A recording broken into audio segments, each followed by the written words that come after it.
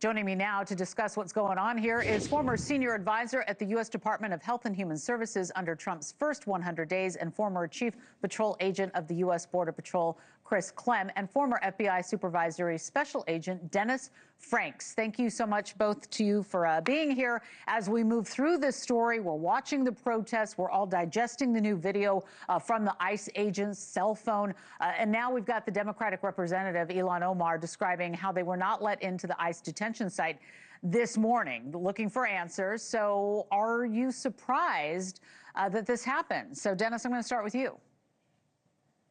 Well, it's all really unfortunate situation. And I'd like to start out by making a comment, and then I'll have some caveats, is that, you know, people can have protests and they can have disagreements with heavy-handedness or the perception of heavy-handedness by law enforcement, but it crosses the line when they're going out and trying to identify ICE agents and post their addresses and things of that nature. Now, the caveats are that, you know, there should be procedures that are done according to, you know, standard procedures, and that's you know, something to consider with all this. Now, again, the overall situation, I think that a lot of things, and this is just a comment, not necessarily you know, from a law enforcement or security perspective, but a lot of things could be done on a basis that doesn't raise a lot of ire, and maybe, you know, that's part of the issue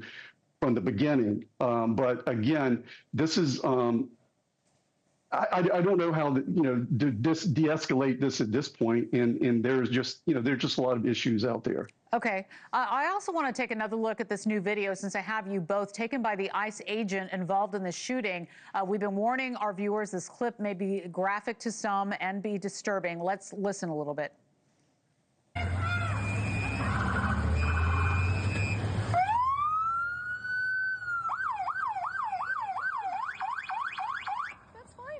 I'm not mad at you. Show your face. I'm not mad at you. That's okay. We don't change our plates every morning, just so you know. It'll be the same plate when you come talk to us later. That's fine. U.S. citizen, former. You want to come at us? You want to come at us? I say go get yourself some lunch, big boy. Go ahead. Out of the car. Get out of the car. Get out of the car. Whoa! What does the video tell you? What do you see when you're watching the ICE agent's perspective? What does it reveal? Well, exactly what I've always thought, right? These things happen so quickly, and he had to make a split-second decision. Look, we operate under the concept when we use deadly force, means, opportunity, and intent in the action. She had the means because she had the vehicle. She had the opportunity because she was there, and so was the agent. The intent was because she went forward, and the action was she accelerated. He had to make a split-second decision.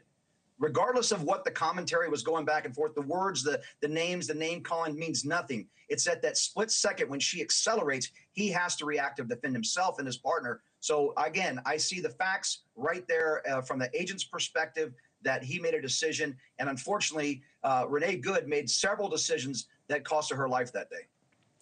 Dennis, let me ask you if you think the ICE agent's actions were in line with protocols. Again, you know, it's not exactly like there's a playbook when something happens like this. I mean, he's got his phone out, and then he pulls his weapon because, you know, it looks like he is being charged out by this car. I mean, we've got more investigation yet to go. I'm just wondering what you see, what we know so far about the protocols.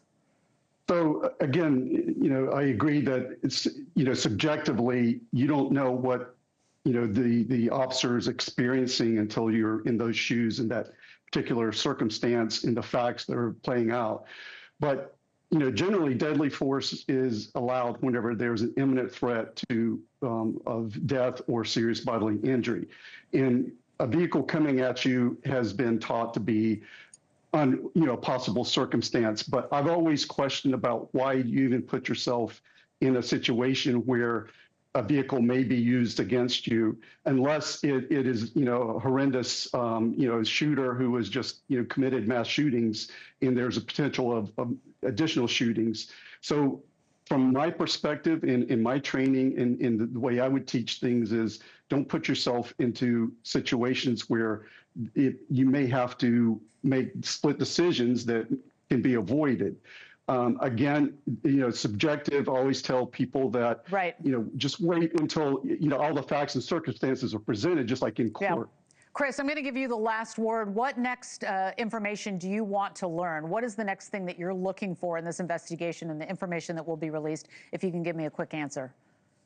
Well, I think it's going to be all the facts leading up to the situation of what Renee Good was there, right? Mm-hmm. We know that there's been agitators and protests going on for months and almost the better part of a year now. So just kind of leading those facts, because it's not about premeditation or anything like that. I don't think she went out there to kill somebody, but she was there for a reason. And again, several decisions that led to this. And, right, I wish the agent didn't have to be in that situation. I'm sure he does too, but that's what we was facing. And again, the story will come out, the facts will come out. I just hope others will just wait until we have more information, then run into a camera and calling people, murderers and things like that.